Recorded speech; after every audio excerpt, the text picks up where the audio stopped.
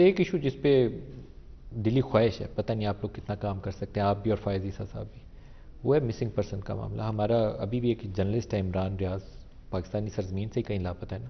تو we should do something کہ یہ نہ ہو.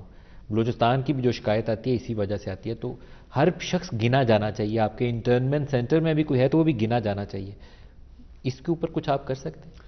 بہت سارے لوگوں کا مسئلہ حل ہو جائے گا. جی آپ بالکل درست کہہ رہے ہیں. دیکھیں میں آپ کو ایک عرض کرتا چلوں، یہ ایک بہت ہی کمپلیکس ویب ہے. یہ اتنا سادہ معاملہ نہیں ہے جتنا نظر آتا ہے. انفورس ڈس اپیئرنس جو ہے نا، وہ پاکستان کے حوالے سے ہی مسئلہ نہیں ہے. Enforced disappearance committee post second world war سے لے کر ابھی جو 50 60 70 سال گزرے ہیں اس کے 1945 کے بعد، وہ ساؤتھ امریکہ میں بھی ایک چیلنج رہا ہے، لیٹن امریکہ میں بھی چیلنج رہا ہے. خصوصی طور پہ جب کولڈ وار میں کمیونسٹ رجیمز اور کیپٹلسٹ ڈکٹیٹرز ہوتے تھے، ان کے بیچ میں جو ہے نا یہ ایک ٹول کے طور پہ استعمال رہا. پاکستان میں آ رہا ہوں، یہ صرف پاکستان کا ایکسکلوسیو نہیں ہے.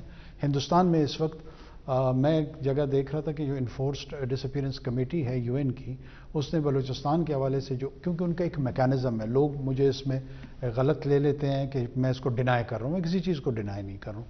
جب آپ کہتے ہیں کہ میرا فلاں فرد لاپتہ ہے، تو سب سے پہلے تو آپ کو اس کی امیجیٹ فیملی ٹری دینی پڑتی ہے، پھر اس کی ایکسٹینڈڈ فیملی کا ڈاٹا دینا پڑتا ہے، وہ اس وجود کو اسٹیبلش کرنا پڑتا ہے.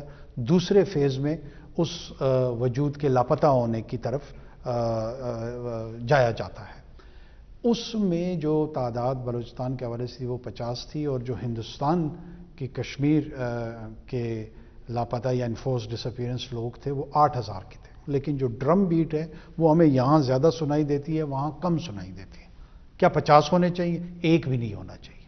میں جس چیز کی طرف آ رہا ہوں وہ یہ ہے کہ بعض اوقات یہ ایز اے پروپیگنڈا ٹول بھی جو آپ کے پاس نان اسٹیٹ ایکٹرز ہوتے ہیں، وہ ایک بیانیے کی جنگ بھی آپ سے لڑ رہے ہوتے ہیں. ایک طرف وہ کائنیٹک کی لڑائی لڑ رہے ہوتے ہیں، وہ آپ پہ خود کش حملہ آور بھی بھیج رہے ہوتے ہیں، وہ آپ کی ٹارگیٹڈ کلنگ بھی کر رہے ہوتے ہیں، وہ آپ کی اسیسینیشن بھی کر رہے ہوتے ہیں، اور ساتھ ساتھ میں بیانیے کی جنگ بھی لڑ رہے ہوتے ہیں. اس میں وہ اپنے آپ کو اخلاقی طور پر برتر ثابت کرنا چاہتے ہیں، اور ریاست کو اخلاقی دیوالیہ پن کے طور پہ اس کو ثابت کرنا چاہ رہے ہوتے ہیں کہ یہ ایتھیکل بینکرپسی کا شکار ہے. اس کا بیلنس میں رکھنا چاہ رہا ہوں کہ وہ جو اسٹیٹ انسٹیٹیوشنز ہیں وہ ملائن نہ ہو رہی ہوں. اس پہ بھی ہمیں غور کرنا چاہیے.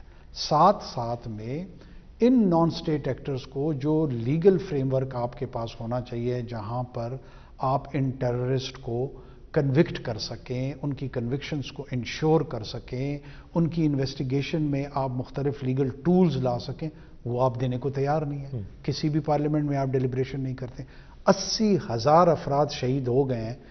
400 4000 لاپتہ افراد کے متعلق تمام پاکستان بولنا چاہتا ہے. ایک شخص اس صدا کے ساتھ مجھے نہیں نظر آتا جو کہے کہ ان 80,000 مقتولین کے قاتلوں میں سے کتنوں کو سزا ملی ہے اور کیوں نہیں مل رہی ہے. کیا یہ ہمارا حق نہیں ہے کہ ہمارے جو بچے شہید ہوئے ہیں، وہ بچہ پولیس میں شہید ہوا ہے، وہ بچہ فوج کا شہید ہوا ہے، وہ بچہ سیاستدان کا شہید ہوا ہے، وہ بچہ لائر کا شہید ہوا ہے، میڈیا کے کسی بندے کا شہید ہوا ہے، آخر ان کے قاتل کہاں ہیں؟